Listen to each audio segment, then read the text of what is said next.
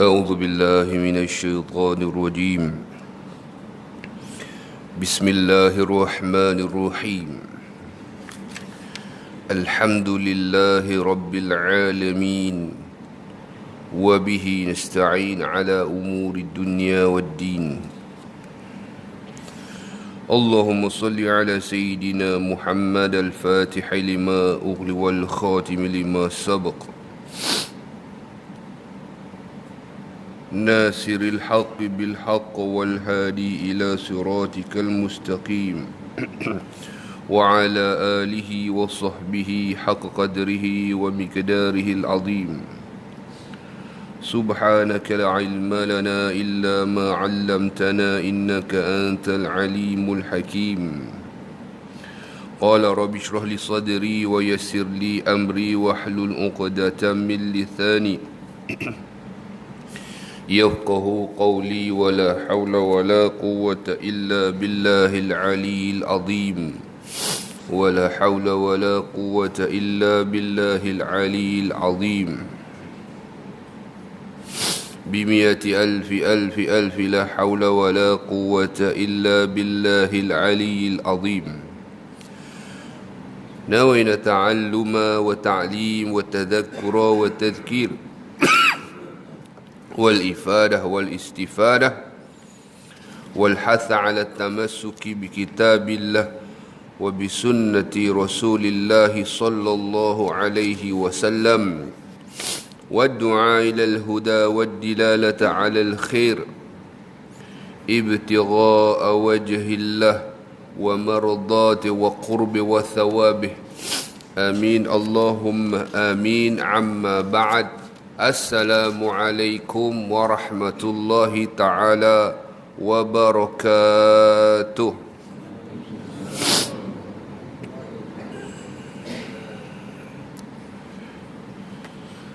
Alhamdulillah, sidang hadirin hadirat muslimin muslimat yang dirahmati Allah Subhanahu wa taala, wabil khusus jamaah surah An-Nur section 20 Shah Alam.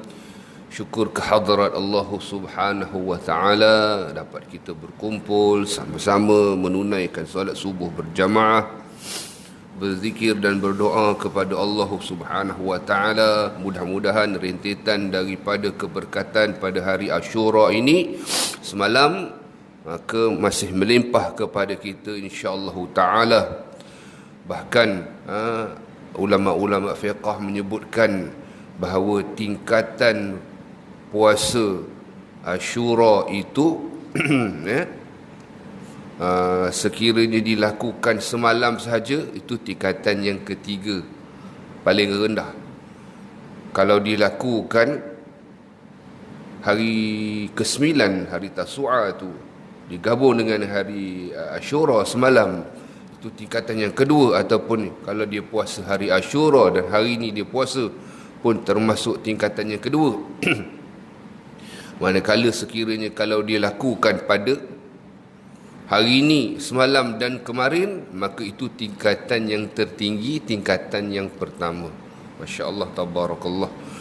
Moga-moga Allah Subhanahu wa ta'ala memberikan kita, mengabulkan segala hajat permintaan kita dan menerima segala amalan kita, yang mudah-mudahan ikhlas semata-mata kerana Allah Subhanahu wa ta'ala.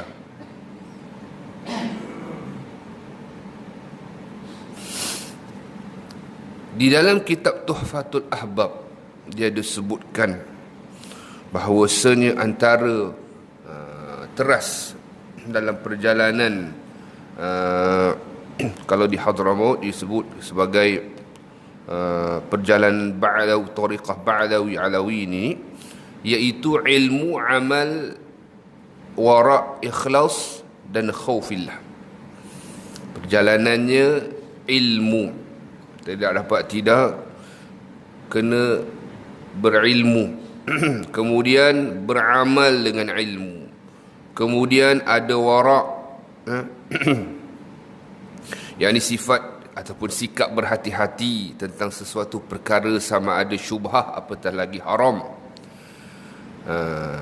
Kemudian ikhlas kepada Allah Subhanahu wa ta'ala, semata-mata kerana Allah Subhanahu wa ta'ala yang maha agung lagi maha mulia.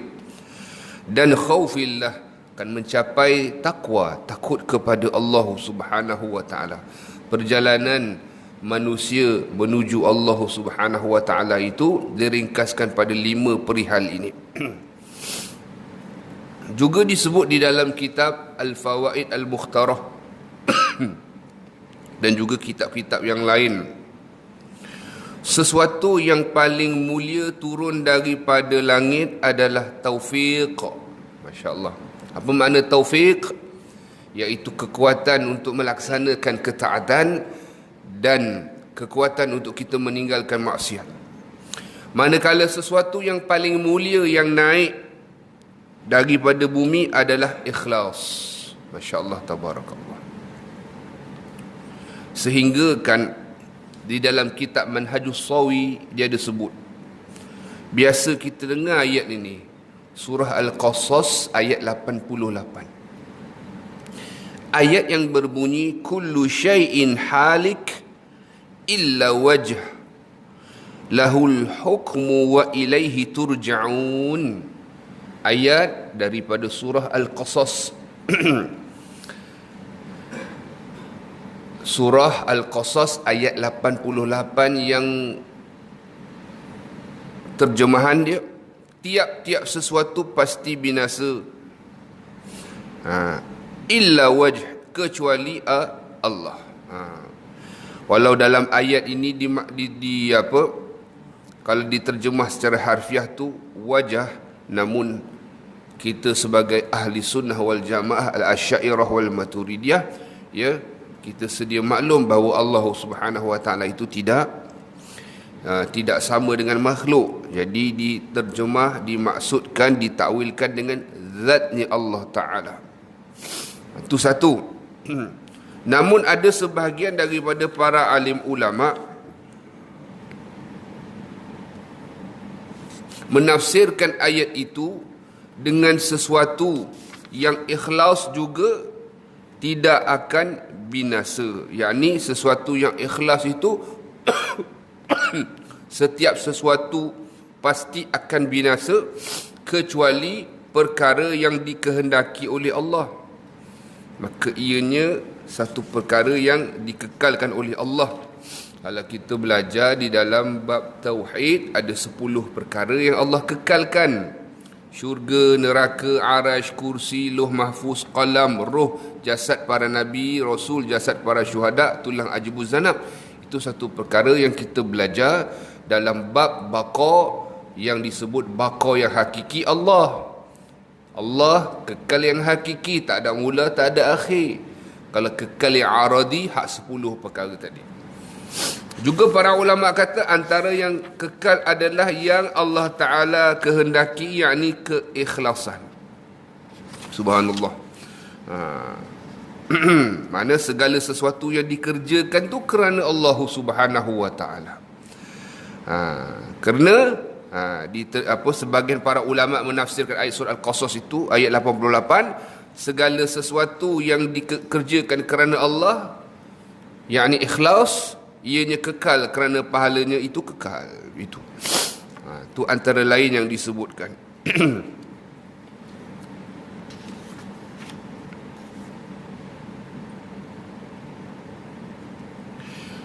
Oleh kerana itu, di dalam kitab Majma'ul Ahbab dimuatkan kata-kata daripada seorang cicit Nabi SAW, iaitu Ali Zainal Abidin bin Husain bin Ali bin Abi Talib.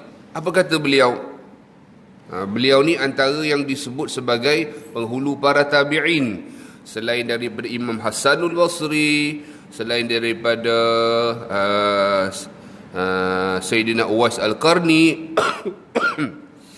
Jadi ulama ada berbeza pendapat dan mengatakan sebenarnya tidak ada perjangkahan pun. Imam Hasanul Basri pemimpin para tabi'in dari sudut ilmu. Sayyidina Uwais Al-Qarni pemimpin para tabi'in dari sudut amal. Cicit Nabi SAW ini, Masya Allah, dia mengumpulkan kedua-duanya sekali. Jadi dalam kitab yang saya sebutkan tadi, Majma'ul Ahbab, dan juga kitab Manhajus Sawi, dia ada sebutkan, dipetik kata-kata Sayyidina Ali Zainul Abidin bin Husain bin Ali bin Abi Talib. Kata beliau, sesungguhnya ada suatu kaum yang menyembah Allah Subhanahu Wa Ta'ala kerana takut, maka umpama ibadahnya itu seumpama seorang hamba. Ada pula satu kaum yang menyembah Allah Subhanahu Wa Ta'ala kerana mengharapkan sesuatu, yakni imbalan, maka ibadahnya yang dilakukan adalah seumpama seorang pedagang. Masya Allah.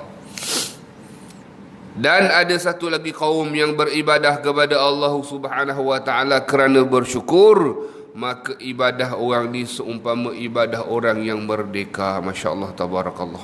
Kalau kita mengaji dalam kitab Minhajul Abidin ila Jannatul Rabbil Alamin, yang dikarang oleh Hujjatul Islam Imam Al-Ghazali, ataupun nama sebenar beliau Muhammad bin Muhammad bin Muhammad bin Ahmad Al-Ghazali At-Tusi Asy-Syafi'i. Masya Allah. Hingga ada ulama mengatakan antara kehebatan Imam Ghazali ni pada nama beliau sendiri. Namanya, poknya, tuknya, nyangnya. Muhammad bin Muhammad bin Muhammad bin Ahmad. Masya Allah. Jadi beliau mengarang kitab Minhajul Abidin, kitab yang terakhir dikarang oleh beliau. Beliau ada memuatkan di dalam kitab beliau ini, bagaimana seseorang nak berjalan menuju Allah, nombor satu perjalanan dia adalah untuk melepasi halangan ilmu, kemudian halangan taubat. Yang terakhir yang diletakkan pada maqam yang ketujuh, aqabah yang ketujuh, adalah aqabatul alhamdu wa syukr. Masya Allah. Maqam ataupun aqabah, halangan, bukit bukau yang perlu ditelusuri, yakni yang ketujuh, alhamdu wa syukr. Tu sebenarnya bukan mudah. Wa qalilum min ibadiyash syakur disebut di dalam Al-Quran. Hanya sedikit sahaja di kalangan hamba-hambaku yang bersyukur. Masya Allah. Sebab itu pernah Sayyidina Umar Al-Khattab radhiyallahu anhu, ketika mana baginda Sayyidina Umar Al-Khattab itu melakukan tawaf pada satu ketika, dia terdengar ada satu orang lelaki duk minta, ya Allah, jadikan aku golongan yang sedikit, jadikan aku daripada golongan sedikit. Pelik bebenar doa ni. Pasal apa? Lalu Sayyidina Umar ni orang yang Masya Allah, kedudukannya begitu tinggi, namun beliau sanggup, Masya Allah, demi kerana nak dapatkan pencerahan dan ilmu, maka dia bertanya kepada orang tersebut. Apakah gerangan dia berdoa seumpama minta daripada golongan yang sedikit? Maka diberitahu oleh orang tersebut, wahai Amirul Mukminin, tidakkah di dalam Al-Quran ada disebutkan wa qalilum min ibadiyash syakur, hanya sedikit sahaja di kalangan hamba-Ku yang bersyukur.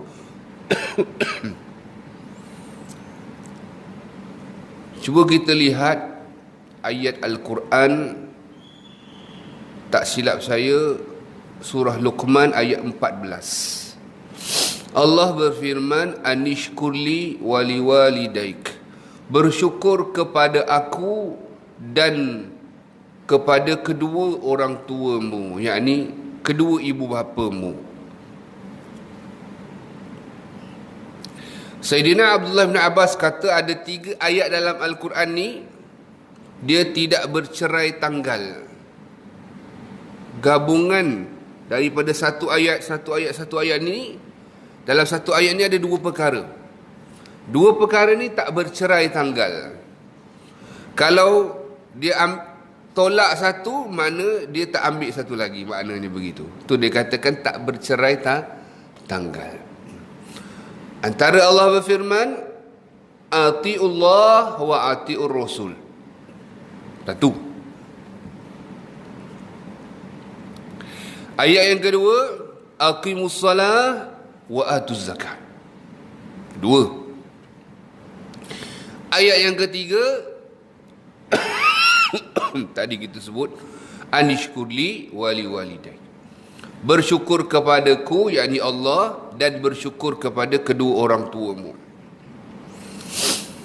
Sayyidina Abdullah bin Abbas menyebutkan 3 ayat ini, setiap satu ayat itu ada 2 perkara, dan kalau satu perkara ditolak satu perkara lagi. Contoh, yang mengatakan dia taat kepada Allah tapi tak taat kepada Rasul, tak dikira taat kepada Allah. Kalau dia kata dia taat kepada Rasul tetapi tidak taat kepada Allah, tak dikira taat kepada Rasul. Satu. Yang kedua, aqimus salah wa atuz zakah. Kalau dia mendirikan salat, dalam masa yang sama dia mampu tunaikan zakat, tapi dia tidak tunaikan zakat, maka tak diterima salatnya. Begitu juga kalau dia ni bukanlah orang yang kedekut, zakat dia tunaikan, tapi sembahyang dia tidak lakukan, maka tidak diterima amalan zakat dia tadi kerana tidak dia menunaikan solat. Tu namanya dalam satu ayat ada 2 perkara tak boleh cerai tanggal, salah satu daripada dia. Dan yang ketiga, ayat anishkurli wali walidaik, bersyukur kepada aku, yakni Allah, dan bersyukur kepada kedua orang tuamu. Jadi diulas lagi oleh Tok Guru kepada Imam Syafi'i, iaitu Imam Sufyan bin Uyainah, mufti di Makkah pada zaman beliau, bahawasanya bersyukur kepada Allah itu adalah dengan menunaikan sembahyang 5 waktu sehari semalam. Masya Allah. Maknanya tak cukup sekadar ada seorang ni cakap, alhamdulillah saya tidak pernah setiap apa nikmat saya tidak pernah tidak mengucapkan alhamdulillah, ya, itu satu hal. Tetapi bersyukur kepada Allah dengan sebenar-benar syukur, antaranya adalah menunaikan salat waktu 5 kali sehari semalam. Bahkan ada setengah orang kadang-kadang dengan selambanya dia kata, saya kadang-kadang sembahyang, kadang-kadang tak, mengaku pula macam tu. Berani-berani. Ada yang mengaku kata saya sembahyang raya saja. Kau tak nampak sangat tak sembahyang kan? Semua orang kumpul kan, hari raya saya tampak tak sembahyang, pakai baju dah smart dah, baju sekarang ni kan, orang dah start pakai balik baju Melayu, samping bagai apa semua, butang baju Melayu aku mana semua ada, lengkap. Tapi kau tak sembahyang nampak sangat, dia buat macam tu. Jadi bukan begitu cara orang yang bersyukur kepada Allah, mestilah dia menunaikan solat 5 waktu sehari semalam. Manakala, kata Imam Sufyan bin Uyainah, orang yang bersyukur ada mak dan bapa dia, ibu dan bapa dia, adalah dia mendoakan ibu dan bapanya 5 kali sehari semalam. Masya Allah. Jadi jangan kita tinggal. Sebab itu ulama-ulama ada yang menyusun doa yang diambil daripada Al-Quran, iaitu Rabbighfirli wali dayya. Diambil doa daripada Al-Quran, iaitu doa apa dia ibu-ibu, bapa-bapa? Apa dia? Rabbighfirli waliwalidayya warhamhuma kama rabbayani saghira. Jangan tinggal.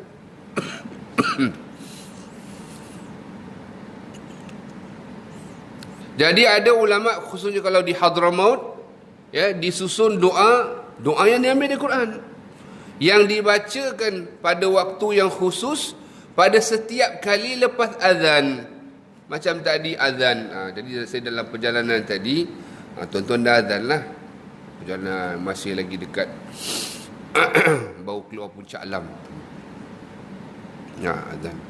Dah bukan Puncak Alam, dah sampai Bukit Jelutong masa tu. 6-2 minit gitu. 6.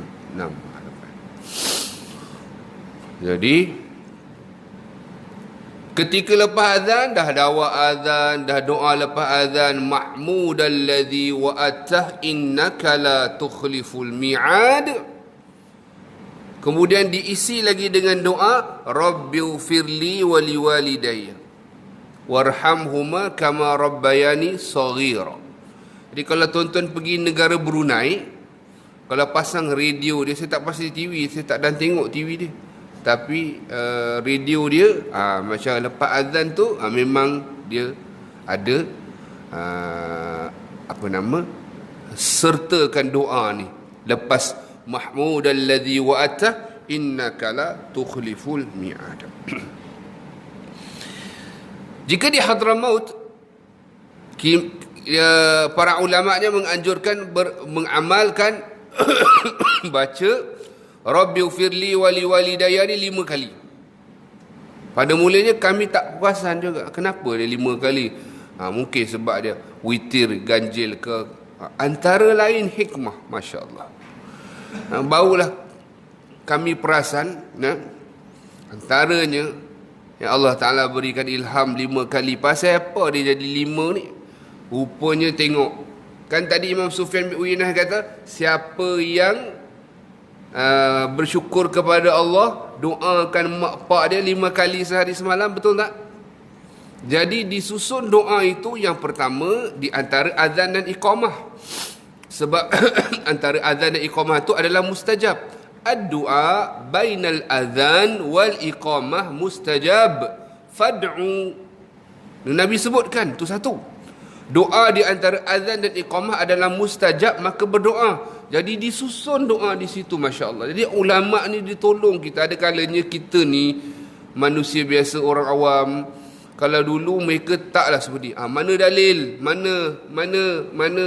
Orang dulu dia beramal. Orang sekarang ni dia tanya dalil tapi dia tidak beramal. Kalau tanya dia beramal, boleh gagah lagi. Ni tak beramal. Jadi sebenarnya ulama' dia susun tu ada dia punya pendalilan.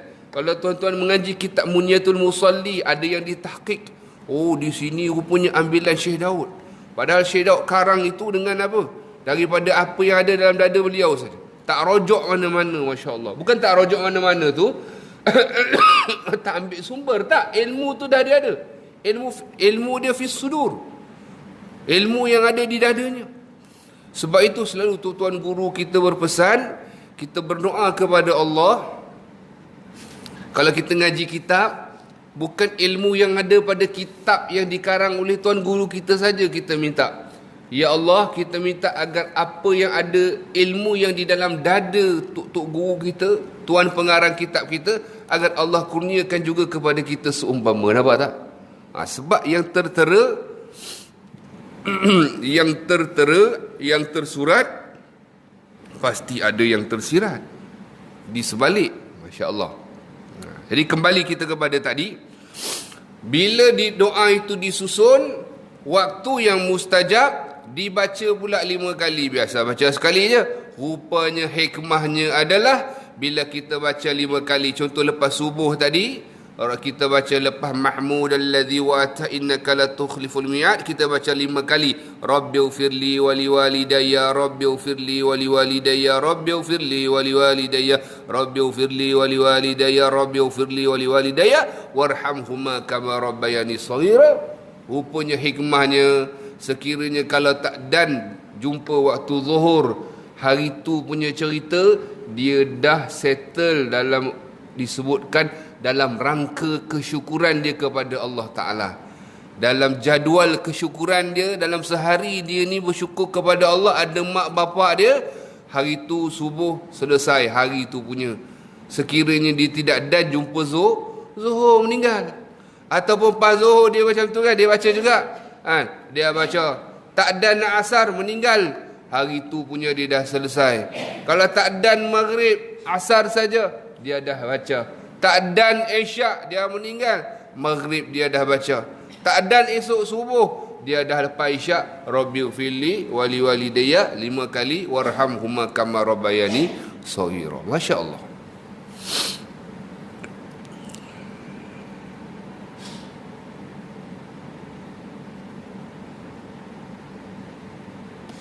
Baik.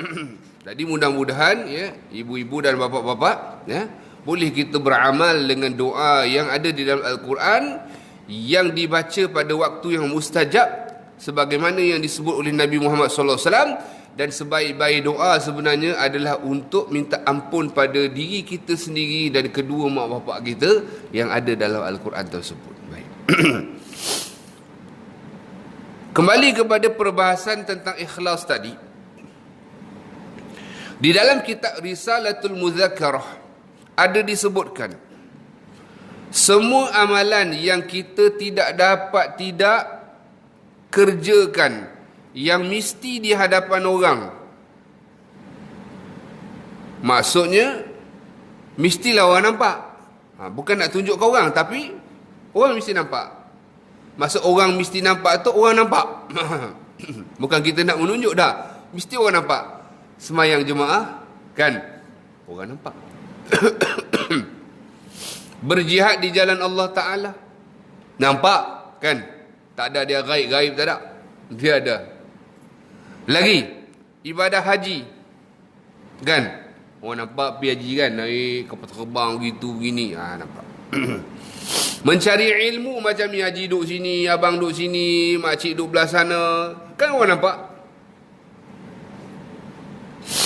Amalan-amalan ini adalah amalan-amalan yang kita lakukan yang tak dapat tidak mesti di hadapan orang. Mesti dilakukan dengan terang-terangan. Inilah yang diperintahkan oleh Allah Ta'ala. Namun, di sini. Namun, ya, ulama berpesan kepada kita, ya, mintalah tolong kepada Allah Ta'ala agar hawa nafsu kita ni tidak membelitkan kita. Mintalah kepada Allah Ta'ala agar Allah Ta'ala bantu kita kawal hawa nafsu kita daripada riak, daripada mempamer. Ada kalanya manusia dia tak faham antara riak dengan sombong ataupun takabur. Takabur ni semata-mata sombong, meremehkan orang, mempelekehkan dan sebagainya. Namun bila sebut riak ni nama pamer, pamer amalan kebaikan. Bukan dia pamer amalan kejahatan. Aku tengok kau ni mencuri kat sana kat sini, riak betul kau ni. Itu bukan dia. Itu bukan riak namanya. Kan? Riak tu bukan mencuri tabung surau masjid, tidak. Riak tu pamer amalan yang baik.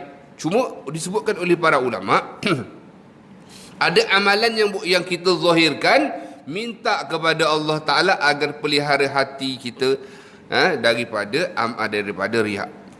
Lepas tu dia sebutkan, adapun puasa, contoh puasa sunat, bangun malam, qiyamul lail, sedekah sunat, yang wajib, zakat tak dapat tidaklah, membaca Al-Quran, perkara-perkara yang sunat, sekiranya mampu dan kita boleh melakukannya dalam keadaan rahasia, dalam keadaan sir, maka kita boleh lakukan. Tidak ada masalah.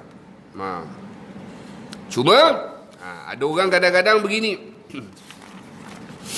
Ada orang kadang-kadang dia meninggalkan amalan kebaikan itu kerana orang lain. Apa kata Imam Fudail bin Iyad? Dalam kitab Manhajus Sawi dia ada sebutkan. Al-Imam Fudail bin Iyad kata, barang siapa yang meninggalkan amalan kerana orang lain adalah riak. Dan barang siapa yang beramal kerana orang lain adalah syirik. Maksud syirik di sini adalah bukannya tak menyembah Allah tu. Di situ. Dan adapun ikhlas itu adalah apabila Allah Subhanahu wa taala memelihara daripada dua tersebut, syirik riak dan juga syirik khafi. Di situ. Jadi Imam Abdullah bin Ali al-Haddad disebutkan, dijelaskan lagi kata Imam Fudail bin Iyad, meninggalkan amal kerana orang lain adalah riak. Itu maksudnya kerana itulah yang diinginkan oleh syaitan daripada engkau. Sebab apa?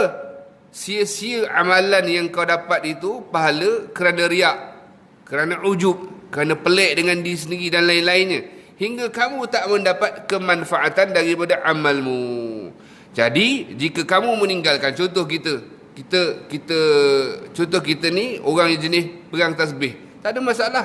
Jangan tinggalkan kan orang. Kalau orang tengok kata dia ni orang, dia ni pak lebay ni tak tinggal tasbih, tak payah heran orang nak cakap apa. Kita pegang je tasbih kita, kan? Macam orang pegang telefon, apa orang nak heran pegang telefon? Macam tu contoh. Jadi kita tidak meninggalkan amalan kita, pegang tasbih kita kerana orang. Sebab syaitan dia lagi suka kalau kita tinggalkan amalan itu, pahala dah terhenti. Dan lagi satu, kalau dia teruskan dalam keadaan riak dan ujub pula, jadi di sinilah yang dinamakan sebagai lawan. Itu yang dikatakan lawan tetap lawan tu. Ada orang lawan tetap lawan sampai dia dengan kawan dia, dengan jiran dia, dengan ahli keluarga dia, lawan tetap lawan. Hati, hak benda ni kat dalam ni, dia tak lawan tetap lawan. Itu masalah. Rupanya hak nak lawan tetap lawan tu, hak kat dalam tu. Bila dia kata, hang tak payah berhentilah tasbih tu. Tak guna riak ke. Kalau aku buat contoh dia lawan, kalau aku buat ni bukan kerana Allah, rugi aku. Penat satu hal. Jadi dia nampak tak lawan. Sampai Allah bisa tegal biasa. Contoh sedekah. Mula-mula macam berat. Kemudian lama-lama dia jadi ringan. Bila jadi ringan, dia tak rasa. Kalau dia rasa lagi, ni aku yang sedekah ni. Tapi lama-lama dia rasa, ini taufik daripada Allah. Allah yang buka pintu hati aku ni, boleh buat sedekah subuh. Ada orang dia ada tabung sendiri, sedekah subuh RM1, RM30 hari RM30. Dia buat. Sebab itulah yang dimaksudkan. Yang tadi syirik tadi itu adalah syirik khafi, yakni riak. Jadi itulah Imam Al-Haddad beritahu apa yang disebutkan Imam Fudail bin Iyad. Dan memang Nabi SAW bagi tahu benda perkara riak ni benda yang begitu samar. Samar ni mana begitu kelam, tak nampak. Hingga Nabi sebutkan, ya ayyuhan nas ittaqu hadha syirk fa innahu akhfa min dabibin naml. Nabi sebut sallallahu alaihi wasallam, wahai manusia, hati-hatilah kalau kamu dengan syirik ini, yakni riak. Sesungguhnya riak ini lebih halus, lebih samar daripada derap tapak kaki semut. Derap tapak kaki semut ni boleh dengar ke tuan-tuan? Maknanya apa? Lebih sengap daripada tu. Lalu dikatakan kepada Nabi SAW, ya Rasulullah SAW, bagaimana kami nak berhati-hati daripada riak ni, sedangkan dia lebih samar, lebih senyap, lebih halus Lebih tak kelihatan daripada ataupun tak kedengaran daripada derapan kaki semut ni. Tu. Maka Rasul sallallahu alaihi wa ala alihi wa sahbihi wa baraka wasallam ajar kepada kita doa, kata Nabi, Allahumma inna na'udzubika an nusyrika bika syai'an na'lamuh wa nastaghfiruka lima la na'lamuh. Jadi doa yang terjemahan dia, wahai Allah, sesungguhnya kami berlindung denganmu dari mempersekutukanmu pada sesuatu yang kami ketahui, dan kami memohon ampun daripada sesuatu yang tidak kami ketahui. Itu antara Nabi sallallahu alaihi wa ala alihi wa sahbihi wa baraka wasallam berikan kita, beritahu kepada kita penyakit, dan baginda Nabi sallallahu alaihi wasallam bagikan antidotnya, iaitu penawarnya. Allahu akbar.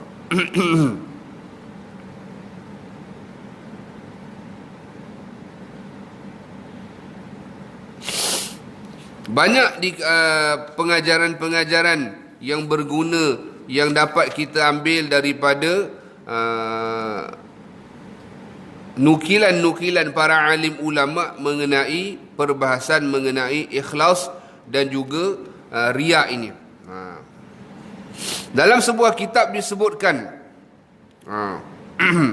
bagaimana satu orang dalam medan peperangan, yakni orang kafir yang telah ditewaskan oleh Sayyidina Ali karamallahu wajhah. Maka orang kafir tersebut, apabila dak dihayunkan pedang kepada orang kafir tersebut, maka orang kafir itu meludah kepada wajah dia. Bila diludah pada wajah dia, maka Sayyidina Ali tak jadi nak swing pedang tu kepada orang kafir tersebut.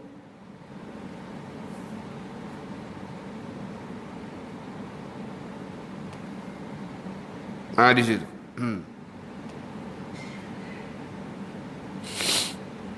Kenapa? Di situ kata ulama, dalam kitab Manhajus Sawi itu, masa orang kafir itu meludah wajahnya, beliau angkat pedang dari orang kafir tadi, dan dia perbaharui niat dia. Dia takut kalau dia nak bunuh tu kena balas dendam akibat wajahnya diludahi. Jadi jadi bila beliau memperbaharui niat dia, jadi barulah dia nak bunuh tu kerana Allah Subhanahu wa taala, tanpa bercampur baur dengan hawa nafsu dan juga dendam. Itu ada disebutkan oleh para ulama. Ada seorang ulama namanya Imam Daud At-Ta'i. Dia ni berpuasa sunat banyak selama 40 tahun tanpa diketahui oleh keluarganya sekalipun. 40 tahun. Kita kadang 4 jam pun tak boleh nak sembunyikan apa perbuatan kita. Subhanallah. Baik. Dan kalau tuan-tuan pernah mendengar kitab yang namanya Kitab Matan Zubat Ibnu Ruslan, mana pengarang kitab ini Ibnu Ruslan, apabila beliau mengarang kitab ni, masa tu beliau ada di dalam perahu, atas perahu bersama rombongan. Rombongan masing-masing dengan hal masing-masing, dia karang kitab.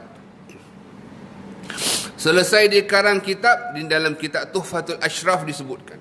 Selesai dia karang kitab, kemudian kitab tu diikat dengan tali, dan tali tu diikat dengan batu.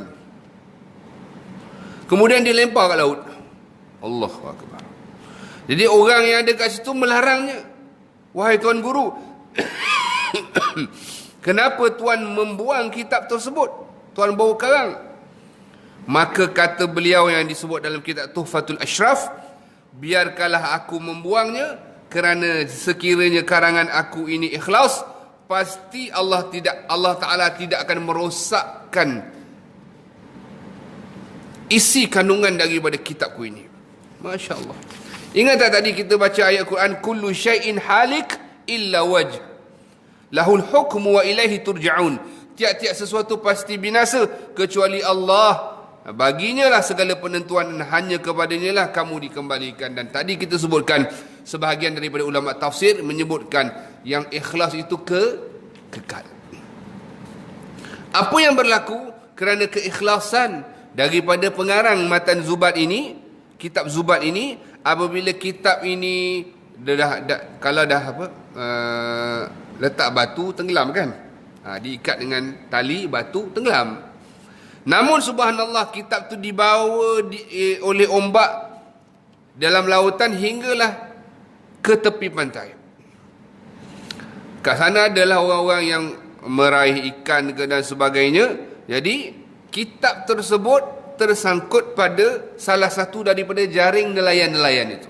Masya Allah. Lalu dia tengok ada kitab, langsung tak hancur tulisan dia. Air laut ni menghancurkan tak? Kalau kertas hancur. Tapi tak hancur. Lalu kitab tersebut dibawa kepada seorang ulama di negeri tersebut, dan tak kala beliau membacanya, Masya Allah, kitab ni begitu bagus sekali. Isi kandungannya, isi kandungan dia dalam kitab Zubat, mula-mula dia lepas Bismillahirrahmanirrahim, Alhamdulillahi zil jalali wa syari'il harami wal halali, thumma salatullahi ma'salami ala nabil mustafa tihami. Tu sampailah wallaha arjumanna bil ikhlasi likay yakuna mujibal khalasi. Ada disebut dia di akhir sekali, di akhir mukadimah dia. Maksudnya, dan kepada Allah aku memohon kurnia dengan keikhlasan agar menjadikannya sebab keselamatan. Disebut dalam matan Zubat, akhir pada mukadimah dia, disebabkan keikhlasan dia menulis kitab ini. Jadi Allah sebarkan. Jadi orang alim yang tengok kitab tersebut, dia perintahkan untuk tulis balik semula matan tersebut, sebar luaskan. Sampai bila? Sampai sekarang ji. Masya Allah, tabarakallah. Sebab tu berbetulanlah apa yang disebut dalam matan Zubat itu pada akhir mukadimah tadi, ya, wallahu arjul manna bil ikhlasi likay yakuna mujibal khalasi. Masya Allah. Jadi mudah-mudahan kita berdoa dan kita berharap kepada Allah Subhanahu wa taala, kita tergolong di kalangan orang yang ikhlas melakukan segala sesuatu hanya semata-mata kerana Allah Subhanahu wa taala. Ada sebuah hadis sebelum kita mengakhiri kuliah kita ada sebuah hadis, iaitu Nabi bersabda, niyatul mu'min khairum minal amal. Niat seorang mukmin itu terlebih baik daripada amal. Tadi hadis ini maksud dia begini. Sebelum cerita maksud dia, kisah yang berlaku sebab hadis ni, yakni asbabul wurud. Nabi SAW satu hari didatangi oleh Sayyidina Uthman ibnu Affan radhiyallahu anhu. Beliau ni sedih tak dapat nak beli satu telaga. Yang beliau nak beli telaga ni untuk diwakafkan kepada orang Islam untuk minum. Kerana telaga tersebut telah dibeli oleh seorang Yahudi. Dia dah potong lah, senang macam kita. Jadi hak dia lah, tak boleh buat apalah. Jadi Sayyidina Uthman ibn Affan begitu sedih, mengadu hal kepada Rasulullah sallallahu alaihi wasallam. Lalu Nabi bersabda, niyatul mu'min khairum minal amal. Niat seorang mukmin itu lebih baik daripada amal. Ulama bahas makna niat seseorang itu lebih baik daripada amal. Antaranya, dalam niat itu dia tak campur dengan riak. Dia niat, dia tak ada campur dengan niat. Dia tak campur dengan riak. Tu satu.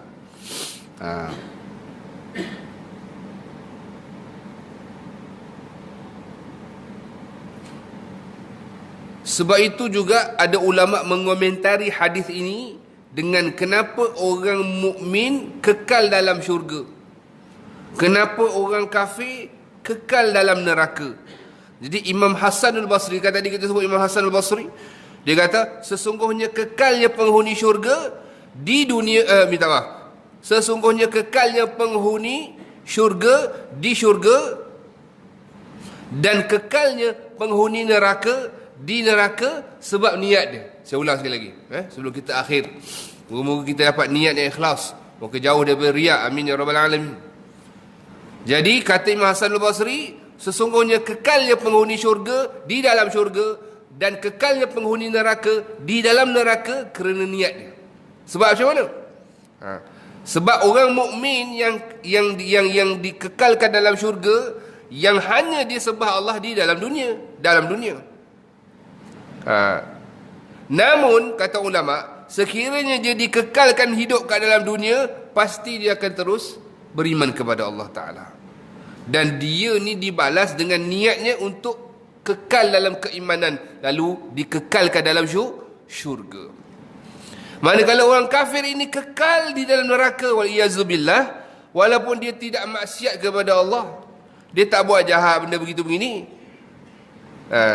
namun dalam dirinya, dalam hatinya, dalam niatnya senantiasa kufur kepada Allah. Mungkin dia tidak pernah buat jahat, tak pernah mencuri, mengumpat, berzina semua, tapi satu perkara saja, syirik kepada Allah, menyekutukan Allah, sembah selain daripada Allah. Maka disebabkan itulah, dia kekal di dalam neraka, wal-iyazubillah. Sebab itu juga disebutkan 3 perkara orang masuk syurga, 3 perkara orang masuk neraka. 3 perkara masuk syurga, nombor 1 kerana rahmat Allah, tu nombor 1. Nombor 2, terpautnya kedudukan dia di syurga dengan amal dia. Sebab tu memang betul kita tidak masuk syurga dengan amal, betul-betul. Tapi kedudukan syurga tu dengan amal. Sebab tu hisab tu ada. And then what for? Hisab tu sebab nak kira berapa amal kebaikan dan keburukan. Dan yang ketiga, patutnya dia mendapat kedudukan di syurga itu dengan amal. Dan yang ketiga, kekal di dalam syurga kerana niatnya tidak mahu berpisah dengan iman. Dia tidak mahu berpisah dengan iman dia. Itu 3 perkara. Manakala wal-iyazubillah 3 perkara, iaitu masuk neraka kerana 3 perkara. Kerana yang pertama masuk neraka kerana keadilan Allah Ta'ala. Yang kedua, kedudukan dia dalam neraka wal-iyazubillah kerana amalan dia yang jahat, apa yang dia buat tara mana. Dan yang ketiga, kekalnya di dalam neraka wal-iyazubillah kerana niat dia tak mau berpisah dengan kekufuran. Jadi mudah-mudahan Allah Subhanahu Wa Ta'ala jadikan kita orang yang menjaga niat kita, insya-Allah Ta'ala. Jadi tuan-tuan dan puan-puan yang dirahmati Allah, moga-moga Allah Ta'ala memberkati dan merahmati, meredai kita. Dan moga-moga pada tahun baru ni Allah Ta'ala memperpanjangkan umur kita di dalam ketaatan, meninggalkan maksiat, jadikan kita orang yang ikhlas, meninggalkan riak. Dan insya-Allah kita mendapat yang disebutkan sebagai wara' dan juga taqwa. Dan mudah-mudahan Allah Subhanahu Wa Ta'ala memperkenankan kita dengan rahmatnya, dengan redanya, agar kita, ahli keluarga kita, guru-guru kita, orang-orang yang kita kasihi, jiran tetangga sampai hadai, masuk syurga bi ghairi hisab. Amin ya rabbal alamin. Mohon maaf segala salah dan silap. Panjang umur kita bertemu lagi dengan izin Allah. Wabillahi taufiq wal hidayah. Wassalamualaikum warahmatullahi taala wabarakatuh. أعوذ بالله من الشيطان الرجيم بسم الله الرحمن الرحيم الحمد لله رب العالمين والصلاة والسلام على أشرف الأنبياء والمرسلين سيدنا مولانا محمد النبي وعلى آله وصحبه أجمعين اللهم فقهنا في الدين وعلمنا تأويل فتوح العارفين واهدنا إلى صراطك المستقيم يا مقلب القلوب ثبت قلوبنا على دينك وعلى طاعتك ربنا تقبل منا إنك أنت السميع العليم وتب علينا إنك أنت التواب الرحيم ربنا آتنا في الدنيا حسنة وفي الآخرة حسنة وقنا عذاب النار صلى الله عليه وسلم محمد وعلى آله وسلم والحمد لله رب العالمين تقبل الله منا منكم